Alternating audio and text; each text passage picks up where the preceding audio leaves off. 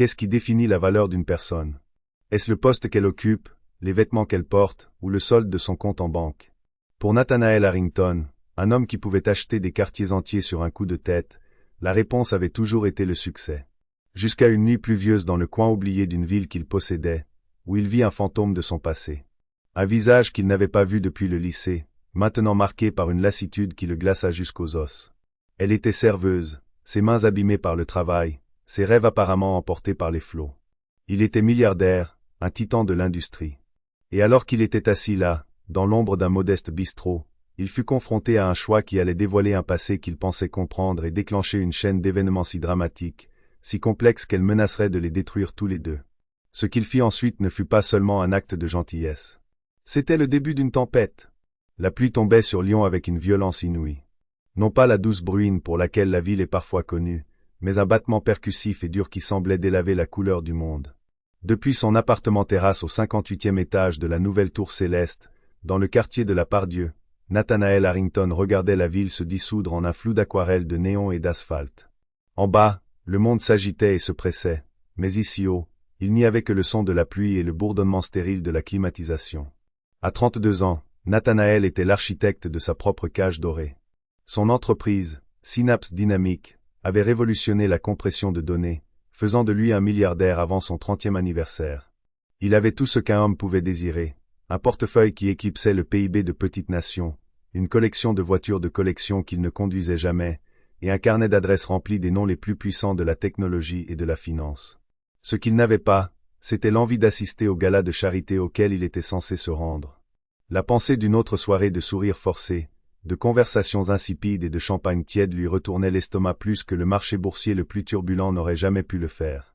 Il desserra le nœud de sa cravate Hermès, la soie lui faisant l'effet d'un nœud coulant. « Annulez ma présence à la collecte de fonds, Jessica, dit-il dans son téléphone, sa voix plate.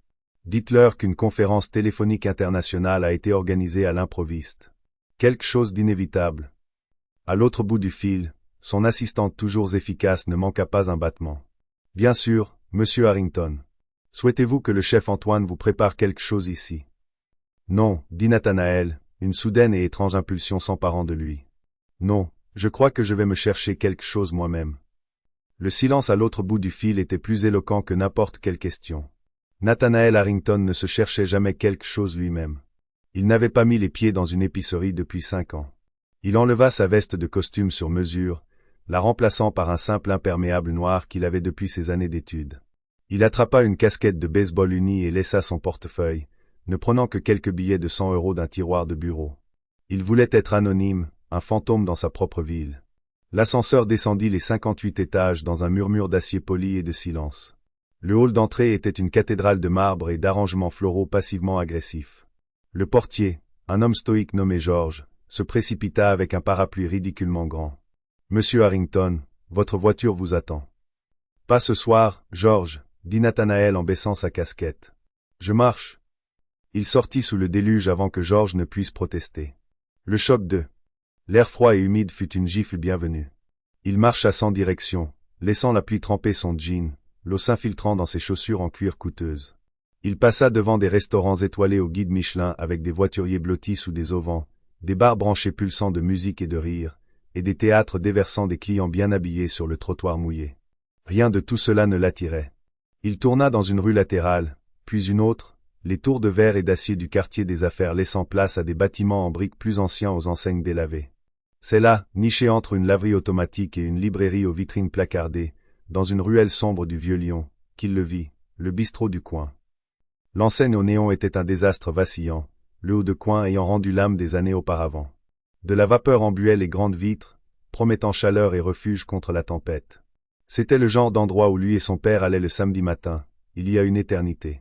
Poussé par une impulsion, il ouvrit la porte. Une petite cloche tinta, annonçant son arrivée. L'air était lourd de l'odeur de lard frit, de café ancien et de laine humide. Quelques clients étaient dispersés dans les banquettes en vinyle usé. 2 chauffeurs routiers grisonnants, un jeune étudiant penché sur un ordinateur portable, et une femme âgée sirotant une tasse de thé. C'était parfait, anonyme. Il se glissa dans une banquette au fond, le vinyle rouge craquelait soupirant sous son poids. Il prit le menu plastifié, les coins ramollis par l'usage. Les prix semblaient d'une autre époque. Il aurait pu acheter l'inventaire complet du bistrot pour la semaine avec l'argent qu'il avait en poche. « Je suis à vous dans une seconde, monsieur. » Une voix retentit derrière le comptoir. Nathanaël leva les yeux, et le monde s'arrêta. La voix appartenait à une serveuse qui débarrassait adroitement une table, ses mouvements efficaces et rodés, malgré l'épuisement évident de sa posture. Elle portait un simple polo noir, un peu trop grand, avec le logo du bistrot brodé dessus, et ses cheveux blond miel étaient ramenés en une queue de cheval désordonnée mais fonctionnelle. Des mèches s'en étaient échappées, collant à ses tempes. Mais c'était son visage. Il aurait reconnu ce visage n'importe où. Il était plus mince, les pommettes plus saillantes, et il y avait de fines rides d'inquiétude autour de ses yeux qui n'étaient pas là auparavant. Mais les yeux eux-mêmes, d'un vert saisissant, étaient les mêmes. La détermination de sa mâchoire était la même. Cité de Del Bernard. Un flot de souvenirs si puissants qu'ils en étaient presque étourdissants déferla sur lui. Lycée du Parc, Promotion 2011. Adèle Bernard n'était pas juste une fille de son passé. Elle avait été son point de référence, sa rivale, son ombre. En terminale S, spécialité physique, ils s'étaient battus pour la meilleure note. Au club de débat, ils avaient été des partenaires redoutables et des adversaires encore plus féroces. Elle était brillante, dotée d'un esprit aussi vif qu'un rasoir et d'une âme d'artiste qui semblait en contradiction avec son esprit analytique. Alors qu'il était un prodige des mathématiques et des sciences, elle était une véritable polymathe, excellant en calcul tout en esquissant des chefs-d'œuvre dans les marges de ses cahiers. Il se souvenait de ses rêves. Elle allait intégrer les Beaux-Arts de Paris, devenir une peintre de renommée mondiale ou une graphiste qui changerait le visage de la publicité. Elle parlait d'art avec une passion qui l'intimidait et le fascinait à la fois. Il y avait eu un courant tacite entre eux, une attraction magnétique de deux esprits fonctionnant sur une fréquence similaire. Dans un moment d'audace inhabituelle, il avait presque failli l'inviter au bal de fin d'année, mais il s'était dégonflé, intimidé par son feu, et le moment était passé, perdu dans les annales. De la lâcheté adolescente. Et maintenant, elle était là, dans un bistrot miteux, ses mains, qu'il se souvenait tenir des fusains fins et des pinceaux délicats, agrippant maintenant des assiettes sales. L'artiste qui devait prendre le monde d'assaut demandait à un routier s'il voulait un autre café. Elle tourna les yeux, balayant la pièce, et pendant une seconde terrifiante, leurs regards se croisèrent. Il baissa rapidement les yeux vers son menu, son cœur battant comme un tambour. L'avait-elle reconnu? Il risqua un coup d'œil. Non, son regard était déjà passé à autre chose, son expression un masque de neutralité professionnelle. Bien sûr, elle ne l'avait pas reconnu. Il n'était qu'un client de plus, une ombre dans une banquette sombre.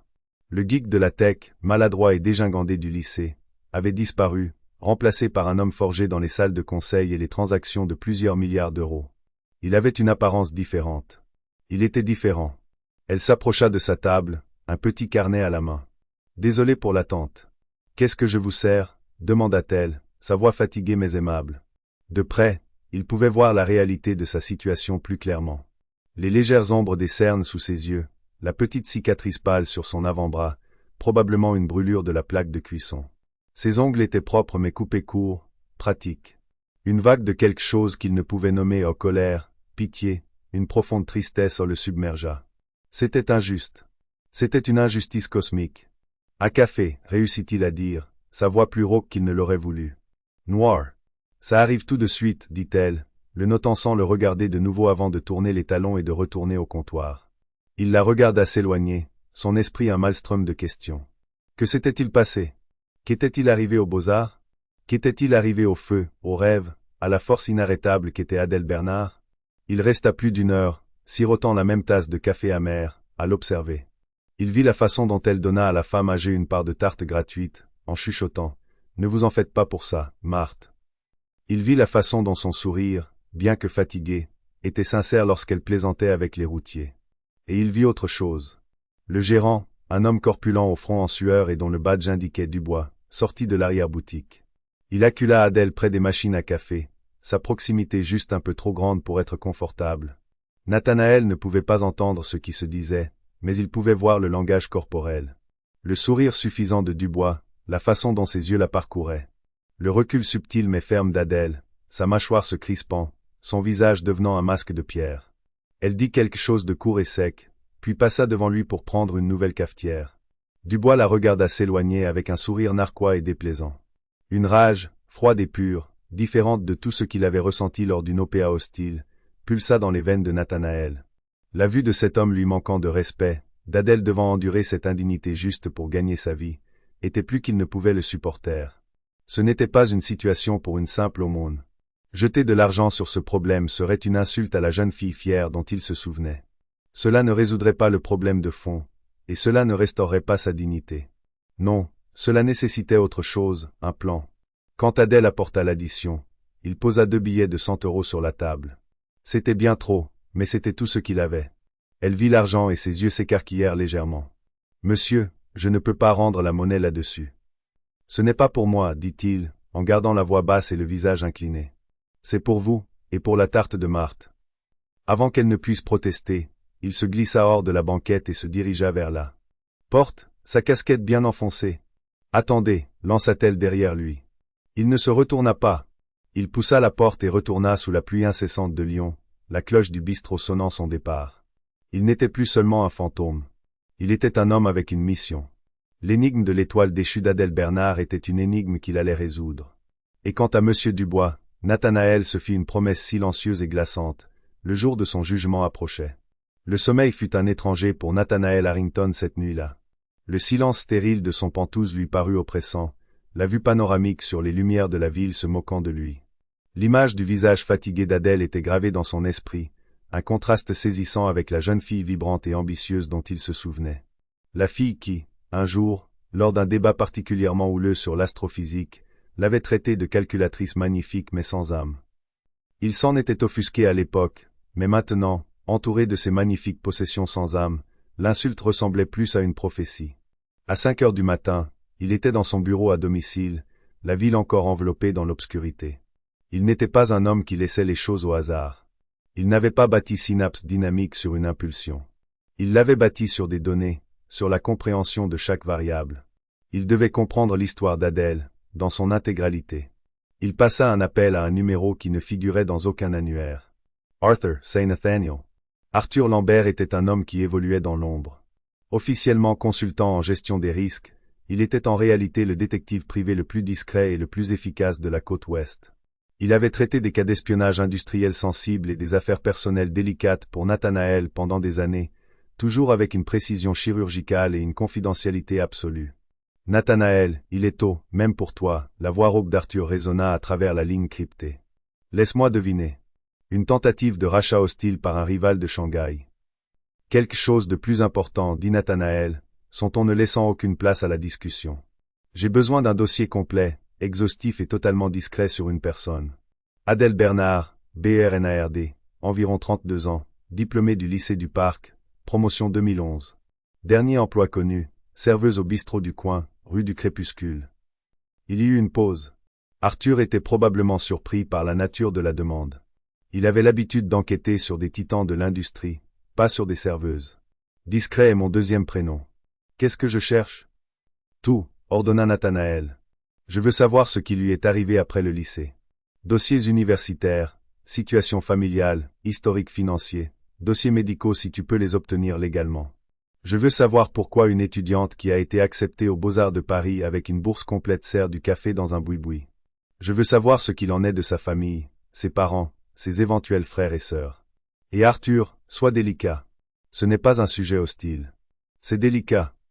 Compris, dit Arthur. Tu auras un rapport préliminaire d'ici la fin de la journée.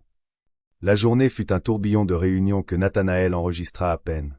Il feignit de s'intéresser aux projections trimestrielles et aux stratégies marketing, son esprit à des kilomètres de là, dans un bistrot miteux. Son équipe remarqua sa distraction. Des questions furent posées. Se sentait-il bien ? Y avait-il des problèmes avec le conseil d'administration ? Il les écarta avec une aisance bien rodée, mais à l'intérieur, un changement tectonique se produisait. Pour la première fois en une décennie, quelque chose comptait plus que Synapse Dynamique. Fidèle à sa parole, à 17 heures précises, un fichier sécurisé apparut dans la boîte de réception privée de Nathanaël. L'objet était simple, rapport sur A. Bernard. Nathanaël mit fin à sa dernière réunion et verrouilla la porte de son bureau. Il se versa un verre d'eau, sa main n'étant pas tout à fait stable, et ouvrit le fichier. Ce qui lui démantela méthodiquement sa compréhension du monde. Ce n'était pas une histoire d'échec, mais de sacrifice. Le rapport commençait comme il s'y attendait. Adèle avait bien été acceptée aux Beaux-Arts de Paris, avec une prestigieuse bourse d'études artistiques et académiques. Son portfolio était décrit dans les notes d'admission comme prodigieux et singulièrement brillant. Elle y avait étudié pendant un semestre. Ses notes étaient impeccables. Puis l'histoire prit un tournant. Au milieu de son deuxième semestre, son père, David Bernard, un architecte aux manières douces, avait été diagnostiqué avec la maladie de Charcot-Marie-Tooth, une maladie nerveuse dégénérative rare. 1, 2, 3, 4, c'était une forme agressive. En quelques mois, il fut incapable de travailler. L'assurance maladie de la famille, une police standard, avait un plafond de remboursement dérisoire pour de telles affections chroniques. Les coûts étaient astronomiques. Visites de spécialistes, kinésithérapie, traitements expérimentaux. Ils épuisèrent les économies de la famille, puis leur fonds de retraite, puis la valeur de leur maison. Adèle avait essayé de rester aux Beaux-Arts, prenant des petits boulots, mais la distance et le stress croissant étaient trop lourds. Le rapport comprenait une copie de sa lettre de désistement à l'université. Elle était brève, formelle et déchirante dans sa simplicité. En raison d'une grave urgence médicale familiale, je suis contrainte de retirer ma candidature pour une durée indéterminée. Elle était rentrée à Lyon pour devenir aide-soignante. Elle avait un jeune frère, Léo, qui était au lycée à l'époque. Adèle avait pris en charge le fardeau de toute la famille. Le rapport détaillait une série d'emplois, barista, intérimaire de bureau, vendeuse, et enfin les 2 emplois qu'elle occupait actuellement, le matin dans un pressing et le soir au bistrot du coin. Elle travaillait près de 80 heures par semaine. Leur maison familiale avait été vendue. Ils vivaient maintenant dans un petit appartement en location dans un quartier peu recommandable de la ville. Chaque euro qu'elle gagnait était consacré aux soins de son père et à l'éducation de Léo. Le rapport notait que Léo venait de terminer ses études à l'INSA Lyon, une des meilleures écoles d'ingénieurs, avec un diplôme en informatique, sans dette, grâce à sa sœur. Elle avait sacrifié son avenir pour le sien. Des larmes piquèrent les yeux de Nathanaël, des larmes chaudes et furieuses, face à l'injustice écrasante de tout cela. Le monde avait pris la personne la plus vibrante qu'il ait jamais connue et avait tenté de la réduire en poussière. Mais elle n'avait pas cédé. Elle avait plié.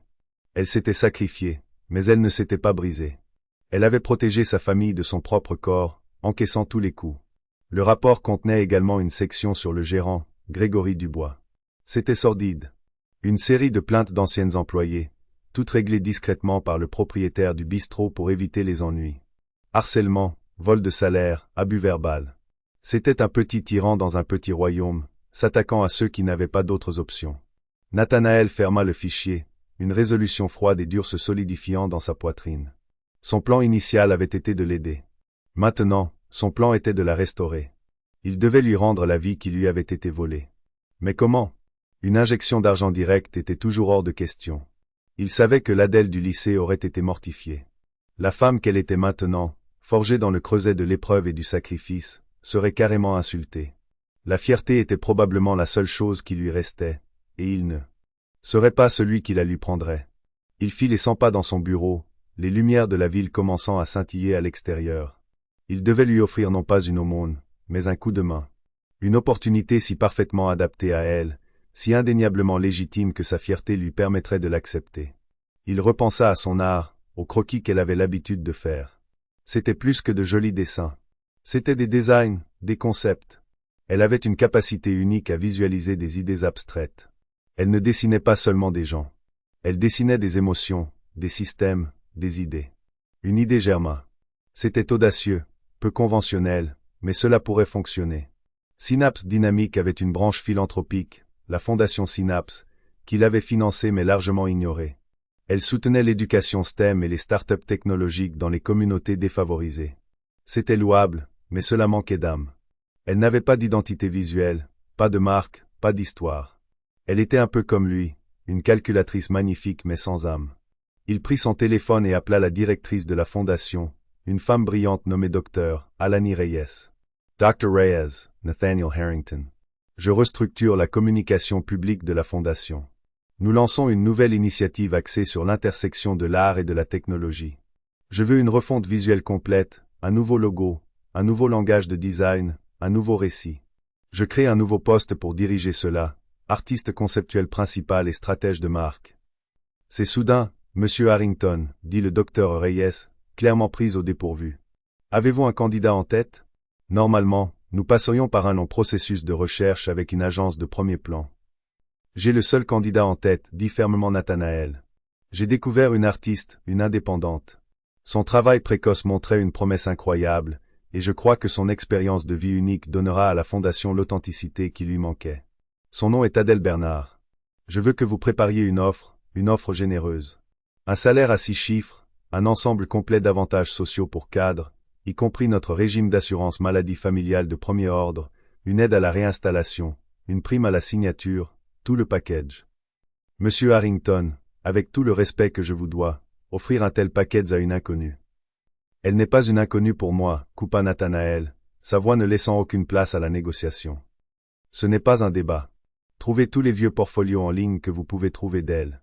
GeoCities, MySpace, tout ce que vous pouvez déterrer d'il y a 10 ans. Utilisez cela comme prétexte officiel de découverte. Je me chargerai de l'approche initiale moi-même. Ayez simplement la lettre d'offre prête pour demain matin. Il raccrocha le téléphone. Le plan était en marche.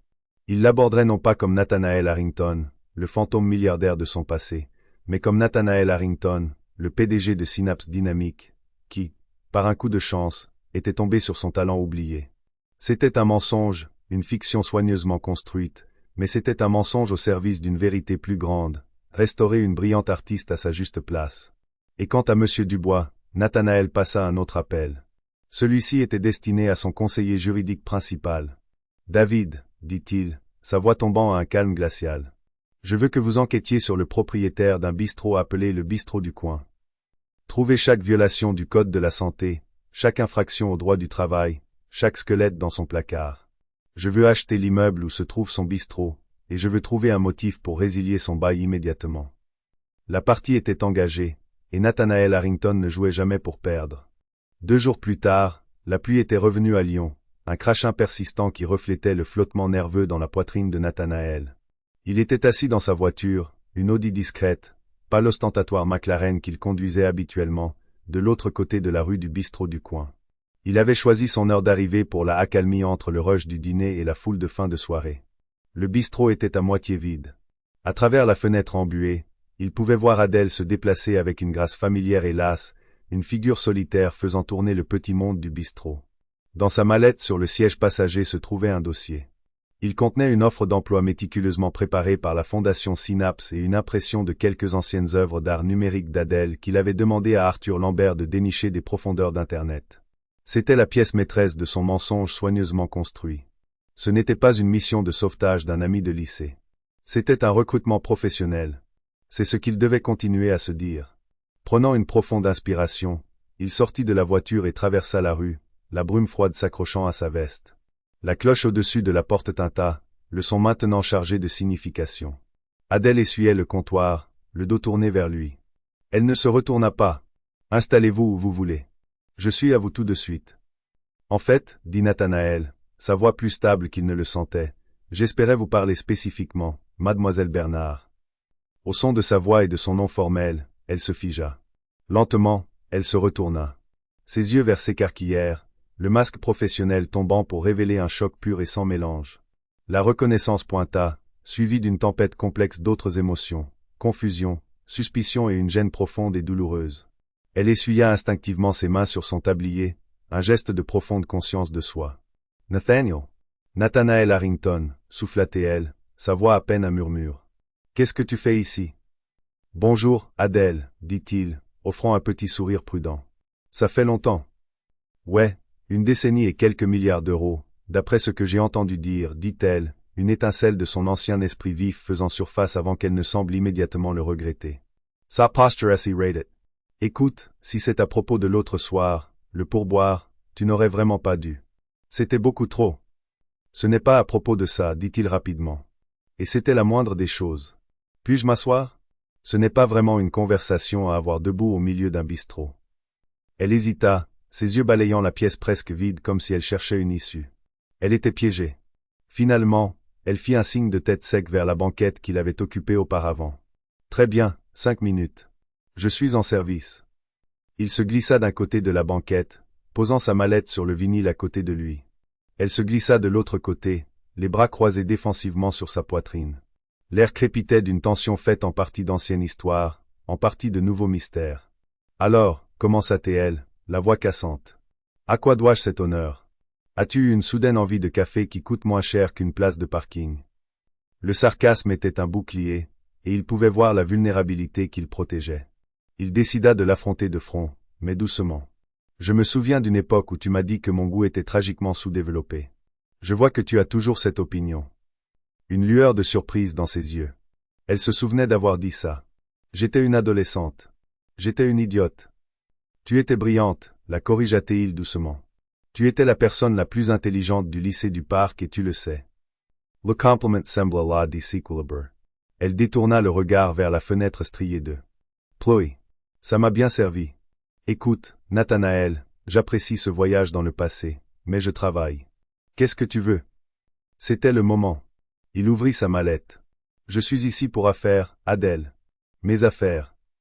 Il fit glisser le dossier sur la table. La branche philanthropique de mon entreprise, la Fondation Synapse, est en pleine refonte de son image. Nous cherchons une nouvelle perspective, quelque chose d'authentique et d'humain pour connecter notre mission axée sur la technologie au monde réel.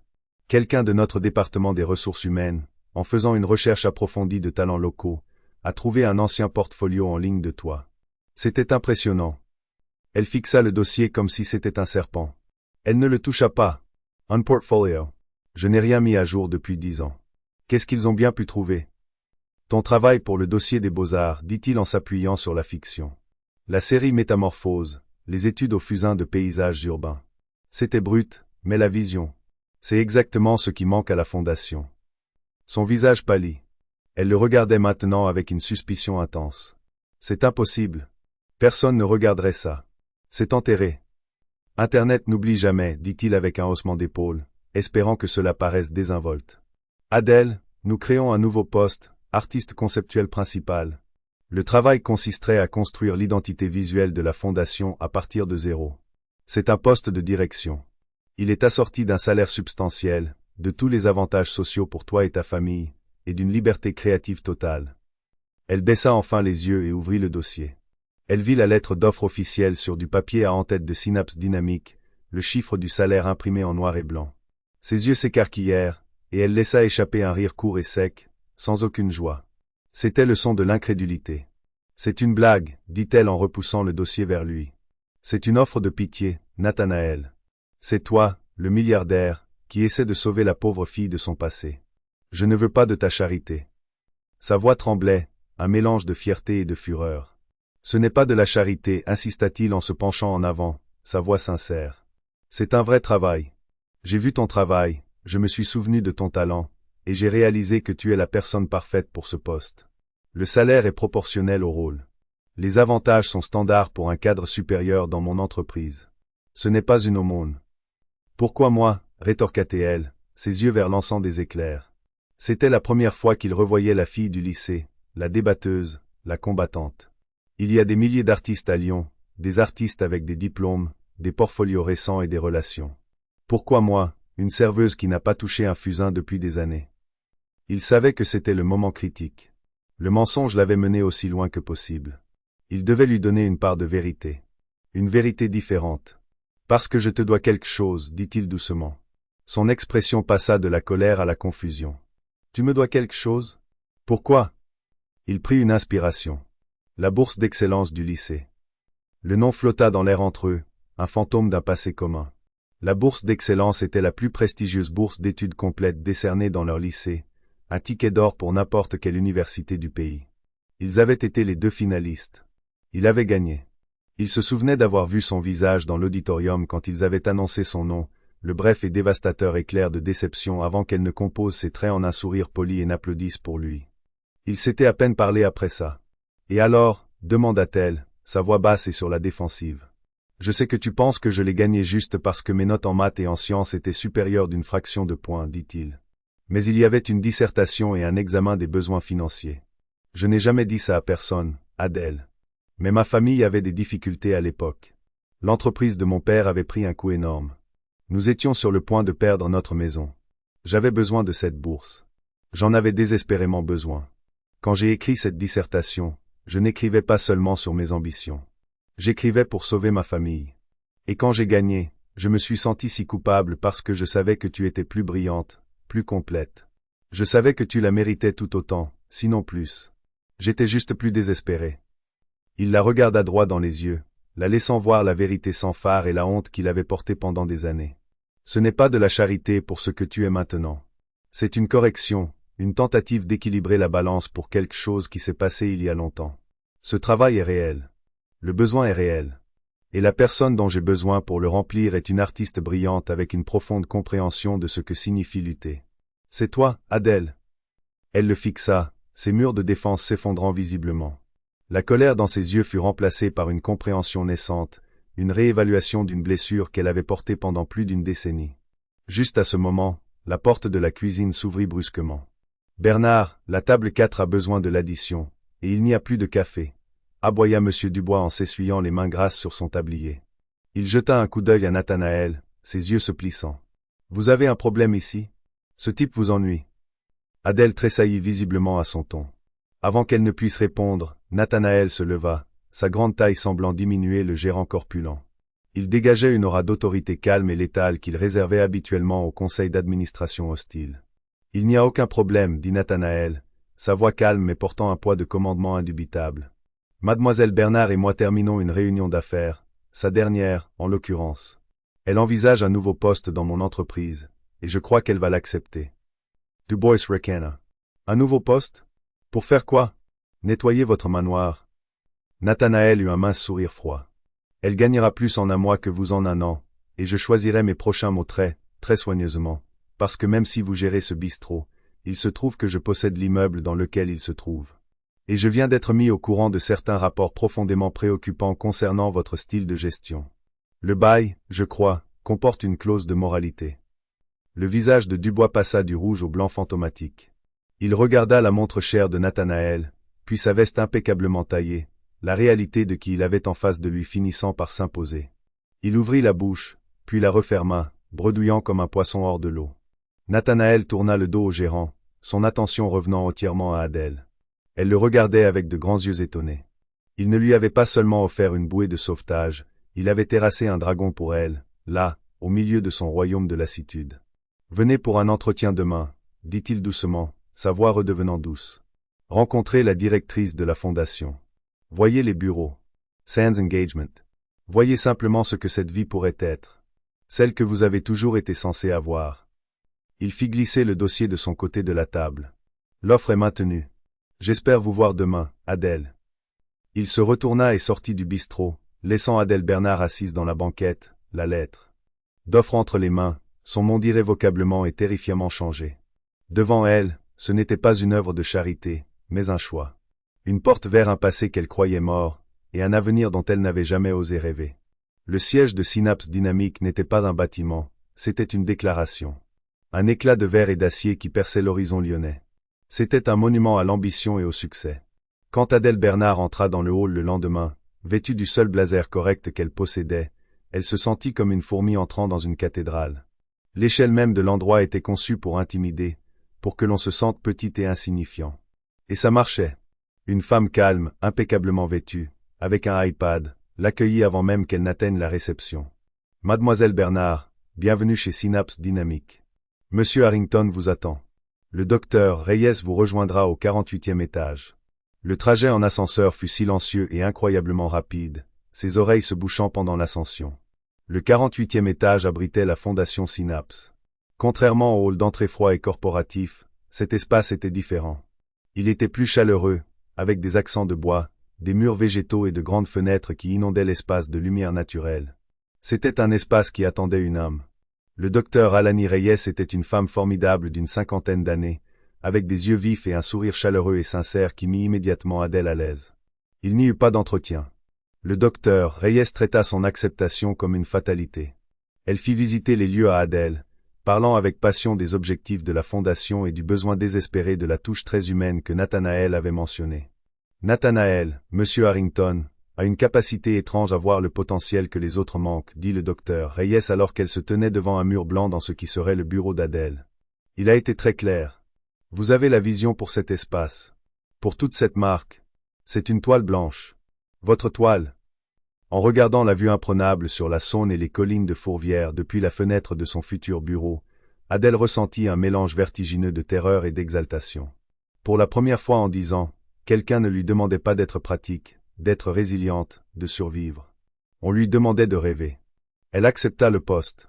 La scène au bistrot du coin quand elle démissionna fut plus satisfaisante qu'elle n'aurait pu l'imaginer. Elle ne cria pas, ne fit pas de scène. Elle entra simplement pendant le service de Dubois, lui tendit son tablier et dit « Je démissionne » avec effet immédiat. Dubois, encore secoué par sa rencontre avec Nathanaël, hocha simplement la tête docilement. « Bonne chance à vous » marmonna-t-il, incapable de la regarder dans les yeux. En sortant, elle vit Marthe, la femme âgée, assise à sa banquette habituelle. Adèle s'approcha, glissa un billet de 100 € sur sa table et murmura « La tarte est pour moi pour le mois prochain ». Les yeux reconnaissants et remplis de larmes de la femme furent une meilleure récompense que n'importe quelle dispute avec son ancien patron. Les semaines suivantes furent un tourbillon. Adèle fut emportée dans une nouvelle réalité. Son premier salaire représentait plus d'argent qu'elle n'en avait jamais vu en un seul endroit de sa vie. La première chose qu'elle fit fut d'engager une infirmière à domicile spécialisée pour son père, soulageant l'immense pression qui avait été sa compagne constante pendant des années. Elle fit déménager sa famille de leur appartement exigu pour un condo lumineux et spacieux avec vue sur un parc, le tout couvert par l'aide à la réinstallation de son contrat. Elle vit son père sourire, vraiment sourire, pour la première fois depuis des années. Elle regarda son frère Léo s'épanouir, n'étant plus accablé par la culpabilité du sacrifice de sa sœur. Au travail, elle renaissait. L'artiste en elle, en sommeil depuis si longtemps, se réveilla avec une faim vorace. Elle dessina. Elle conçut. Elle peignit. Elle remplit des tableaux blancs d'idées, sa créativité jaillissant d'elle. Elle redessina le logo de la fondation, transformant le S froid et corporatif de Synapse en une représentation abstraite et élégante de deux mains tendues pour se connecter. C'était brillant. Et Nathanaël, en le voyant, avait simplement dit « Je le savais. Je savais que tu l'avais toujours en toi. » Leur relation avec Nathanaël s'installa dans un rythme professionnel confortable, bien que l'air entre eux fût toujours chargé d'une électricité tacite. Ils déjeunaient ensemble à la cantine des cadres, parlant d'art, de technologie et de tout et de rien. Il n'était plus le garçon maladroit du lycée ou le milliardaire intimidant. Il était juste Nathanaël, un homme étonnamment seul, incroyablement brillant, et qui la regardait avec un respect et une admiration qui la faisaient se sentir vue d'une manière qu'elle n'avait pas ressentie depuis une éternité. Une romance fragile et hésitante commença à éclore, lente et prudente, bâtie sur une base d'histoire partagée et de confiance retrouvée. Mais dans le monde des géants, le sol n'est jamais stable bien longtemps. Et Nathanaël Harrington avait des ennemis. Le plus dangereux d'entre eux était Damien Croft, le PDG impitoyable d'un conglomérat technologique rival, Arian Systems. Croft était un prédateur d'entreprise qui ne voyait pas les affaires comme une compétition mais comme une guerre. Il essayait depuis des années de percer les algorithmes de compression propriétaires de Synapse, sans succès. Voir Synapse prospérer maintenant, avec une branche philanthropique louée et en pleine croissance, était du sel dans sa blessure. Il surveillait chaque mouvement de Nathanaël, cherchant une faiblesse, une fissure dans l'armure. Et puis il trouva Adèle. Grâce à son propre réseau d'espions d'entreprise, Croft apprit l'existence de la nouvelle artiste conceptuelle principale de la fondation. Il apprit son passé, son embauche soudaine, sa relation étroite avec Nathanaël. Pour un homme comme Croft, une histoire de rédemption ressemblait à une vulnérabilité. Une femme sortie de l'obscurité et à qui on avait tout donné était une femme qui pouvait être utilisée. L'attaque ne vint pas avec une explosion, mais avec un murmure séduisant. Un après-midi, Adèle reçut un email. Ce n'était pas à son adresse Synapse, mais à son ancienne adresse personnelle. Il provenait de la Vanguard Contemporary Art Gallery, un nom dont elle n'avait jamais entendu parler. Il prétendait être une nouvelle galerie exclusive à New York et, par l'intermédiaire d'un chercheur d'art anonyme, on leur avait montré son ancien portfolio des beaux-arts. Ils étaient totalement captivés. Ils voulaient lui offrir une exposition solo. C'était son rêve le plus ancien, le plus profondément enfoui, servi sur un plateau d'argent. Son cœur battait la chamade, une exposition solo à New York. Elle était prudente. Elle en parla à Nathanaël autour d'un café. Ce n'est probablement rien, dit-elle, essayant de minimiser son excitation. Ça semble trop beau pour être vrai. Nathanaël, aveuglé par son bonheur pour elle, l'encouragea. Adèle, ce n'est pas trop beau pour être vrai. Ton travail est incroyable. Bien sûr que les galeries vont s'y intéresser. Nous pouvons faire examiner les contrats par notre équipe juridique. Tu devrais absolument poursuivre cette voie. Sa foi en elle était si absolue qu'elle l'emporta sur son propre scepticisme. Elle entama une correspondance avec un conservateur de la galerie nommé Sébastien. Il était charmant, compétent et effusif dans ses louanges. Ils parlèrent au téléphone, et il décrivit l'espace de la galerie, les acheteurs potentiels, l'attention des médias. C'était tout ce qu'elle avait toujours voulu. Le piège fut tendu avec un soin exquis. Pour finaliser le catalogue de l'exposition. Écrivit Sébastien dans un email, notre équipe de conception a besoin de votre portfolio complet en haute résolution. Je sais que la plupart est ancien, mais nous voulons montrer l'arc complet de votre parcours. J'ai joint un lien vers notre serveur de galerie sécurisé. Créez simplement un dossier à votre nom et téléchargez les fichiers directement depuis votre ordinateur. C'est crypté de bout en bout pour votre protection. Adèle, étourdie d'excitation, ne vit rien de mal à cela. C'était une demande standard. Ce soir-là, travaillant tard dans son magnifique bureau chez Synapse, elle cliqua sur le lien. Un portail de connexion d'apparence professionnelle apparut. Il semblait légitime. Elle se connecta et commença à télécharger ses fichiers d'art, de vieux croquis, des projets des beaux-arts, et même certains des nouveaux concepts sur lesquels elle travaillait pour la fondation. Le téléchargement fut lent, prenant près d'une heure. Quand ce fut terminé, elle se déconnecta, envoya un rapide email à Sébastien, et rentra chez elle, l'esprit rempli de visions de ses peintures accrochées sur un mur blanc immaculé dans une galerie new-yorkaise. Elle n'avait aucune idée de ce qu'elle venait de faire. Le serveur sécurisé était un cheval de Troie de la plus haute sophistication. Le lien ne lui avait pas seulement permis de télécharger des fichiers. Il avait téléchargé un programme silencieux et invisible sur son ordinateur. Un programme qui, une fois la connexion coupée, commença à ramper à travers le réseau de Synapse en utilisant ses informations d'identification de sécurité de haut niveau. Il se déplaça comme un fantôme à travers les pare-feux et les protocoles de sécurité, se dirigeant vers une seule cible, le code source de l'algorithme de compression de données révolutionnaire de Nathanael, les joyaux de la couronne de Synapse dynamique. La faille fut détectée à 3h17 du matin par un démon de sécurité automatisé que Nathanael avait lui-même conçu. Des alarmes, silencieuses et numériques, retentirent à travers le réseau. Nathanael fut réveillé par un appel de son chef de la cybersécurité. Nous avons une faille, Nathanael. Une faille massive. C'est un travail de l'intérieur. Nathanael fut au bureau en 15 minutes, son cœur une pierre froide dans sa poitrine. Dans le centre de sécurité stérile et éclairé de bleu, les preuves étaient étalées sur un écran géant, une piste de miettes de pain numérique. La faille provient d'un poste de travail au 48e étage, dit le chef de la sécurité, le visage sombre. Les données ont été exfiltrées vers un serveur intraçable en Europe de l'Est. Les identifiants de l'utilisateur, ils appartiennent à un cadre supérieur de la fondation. Il tapa une commande et un nom apparut à l'écran, Adèle Bernard. Nathanael fixa le nom, son monde basculant sur son axe. Non, c'était impossible. C'était une erreur, un coup monté. Ça devait l'être. Vérifiez ses journaux. Vérifiez l'activité de son ordinateur, ordonna Nathanael, la voix tendue. Ils le firent. Et les preuves étaient accablantes. La connexion au serveur inconnu. Le transfert de données massif qui coïncidait exactement avec l'heure de la faille. Le point d'origine était, sans l'ombre d'un doute, son ordinateur, utilisant ses identifiants. Pour le système, et pour quiconque regardait, c'était un cas flagrant d'espionnage industriel. Le protocole de l'entreprise pour une faille de cette ampleur était brutal et immédiat. Licenciement, poursuite judiciaire, implication fédérale. Son conseil d'administration, lorsqu'il serait informé, réclamerait sa tête sur un plateau. Nathanael se tenait dans le centre de sécurité silencieux, les écrans lumineux se reflétant dans ses yeux horrifiés. Il était au bord d'un précipice. D'un côté, Synapse dynamique, l'empire qu'il avait bâti à partir de rien, son œuvre de toute une vie, maintenant gravement blessée. De l'autre côté, Adèle, la femme qu'il avait. Sortie des cendres, la femme dont il tombait amoureux. La femme qui, selon toutes les preuves, venait de le trahir de la manière la plus dévastatrice imaginable. Son cœur lui disait qu'elle était innocente. Mais les données, son Dieu, son langage, le fondement de son monde entier, lui disaient qu'elle était une traîtresse. Et il devait faire un choix. Nathanael se tenait dans le centre de sécurité froid et éclairé de bleu, les données hurlant la culpabilité d'Adèle. Chaque protocole exigeait qu'il la coupe, qu'il prévienne les autorités et la traite comme un agent hostile. Le conseil d'administration exigeait déjà des mesures. Mais l'esprit de Nathanael rejouait son visage, la gentillesse lasse dans le bistrot, l'espoir ressuscité dans son nouveau bureau. Les données étaient absolues, mais son intuition était une voix dissidente puissante. Il fit son choix. Verrouiller le réseau, ordonna Nathanael, sa voix dangereusement calme.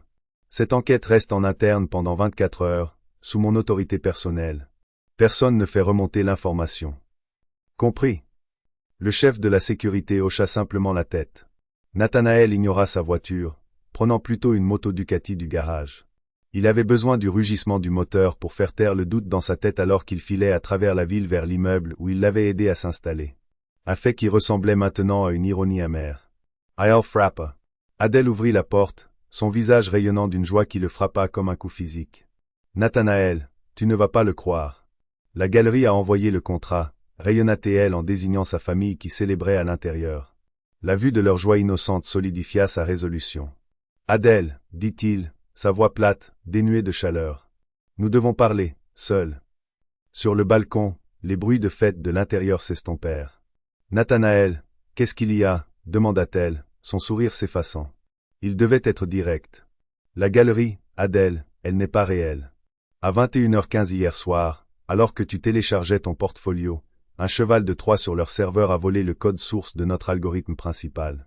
Toute mon entreprise a été compromise, et ta signature numérique est sur chaque partie de l'opération. La couleur quitta son visage alors que les mots connectaient son rêve, se transformant en cauchemar. Quoi? Non, c'était une exposition solo, balbutia-t-elle, titubant contre la balustrade. La réalisation la frappa de plein fouet. C'était un mensonge, murmura-t-elle, les yeux écarquillés d'horreur. La galerie, rien de tout cela n'était réel. Sa dévastation était absolue. Ce n'était pas le visage d'une personne prise sur le fait, mais celui d'une âme brisée par la connaissance que son propre rêve avait été utilisé comme une arme contre l'homme qui le lui avait rendu. « Oh mon Dieu, Nathanaël, qu'est-ce que j'ai fait » sanglota-t-elle. En voyant son désespoir total et sincère, Nathanaël sut. Les données pouvaient aller au diable. Il la croyait. « Écoute-moi, dit-il, sa voix se raffermissant, lui prenant les épaules. J'ai besoin que tu réfléchisses. Quelque chose d'étrange à propos du téléchargement. Quoi que ce soit. » Elle secoua la tête, son esprit un brouillard de panique, puis s'arrêta. « Léo, mon frère. Il a jeté un œil au lien hier. Il a dit quelque chose. » Elle appela son frère sur le balcon. « Léo, le lien de la galerie. Qu'est-ce que tu as dit à ce sujet? » Juste que c'était un protocole de port bizarre pour un simple téléchargement, dit Léo, inquiet. Masqué pour paraître sécurisé mais routé via un canal non standard. J'ai pensé que c'était juste un hébergeur de serveur un peu excentrique. Pourquoi? C'était la faille dont Nathanaël avait besoin. La seule imperfection dans un coup monté parfait. Léo, dit Nathanaël, son esprit tournant à plein régime. Tu viens avec moi. Il regarda Adèle, ses yeux brillants maintenant du feu de la guerre.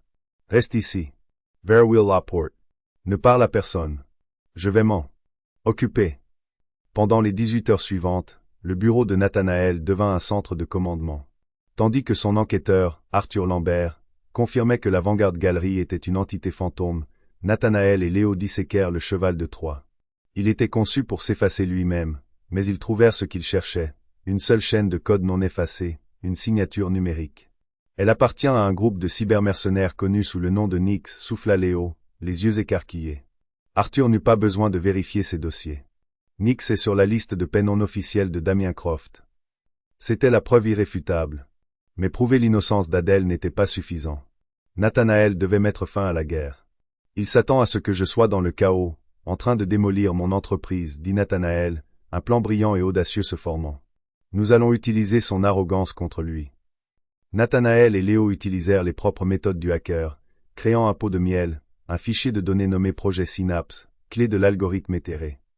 Ils le placèrent au plus profond du propre réseau de RD de Damien Croft, le faisant passer pour le prix ultime, divulgué par l'un des propres employés de Croft. Le piège se referma en moins de 3 heures. Damien Croft, arrogant et avide, mordit à l'hameçon. Au moment où il tenta d'accéder au fichier depuis son terminal personnel, cela déclencha une alarme silencieuse vers une unité dédiée à la cybercriminalité du FBI et déploya simultanément une bombe logique, corrompant systématiquement chaque serveur de son réseau de RD. Les agents fédéraux firent irruption dans son bureau, le prenant la main dans le sac. Croft ne put que regarder avec horreur des décennies de recherche de sa propre entreprise se transformer en poussière numérique. C'était un assassinat d'entreprise d'une élégance inégalée. Échec et mat. Le lendemain matin, Nathanaël tint une conférence de presse, disculpant publiquement Adèle et annonçant une nouvelle division de cybersécurité chez Synapse, qui serait codirigée par Léo Bernard. Des semaines plus tard, la tempête était passée. La fondation Synapse organisa sa grande réouverture, sa nouvelle marque connaissant un succès fou. La pièce maîtresse de la galerie était une grande peinture à couper le souffle d'Adèle. Elle représentait un vortex tourbillonnant de couleurs sombres et chaotiques se résolvant en une lumière chaude et brillante. Elle l'avait intitulé Le fantôme dans la machine. Nathanaël se tenait à ses côtés, la foule autour d'eux s'estompant en un murmure. Toutes les données du monde me disaient que tu étais coupable, dit-il doucement. Mais j'ai choisi de te croire. Adèle se tourna vers lui, ses yeux clairs et remplis d'un amour qui avait été forgé dans le feu. Et j'ai choisi de croire que tu le ferais, répondit-elle. Il lui prit la main. Ce n'était pas la main d'un milliardaire et de la serveuse qui l'avait sauvé. C'était la main de sa partenaire. Ils avaient affronté la tempête et en étaient sortis dans la lumière, plus forts, et enfin ensemble.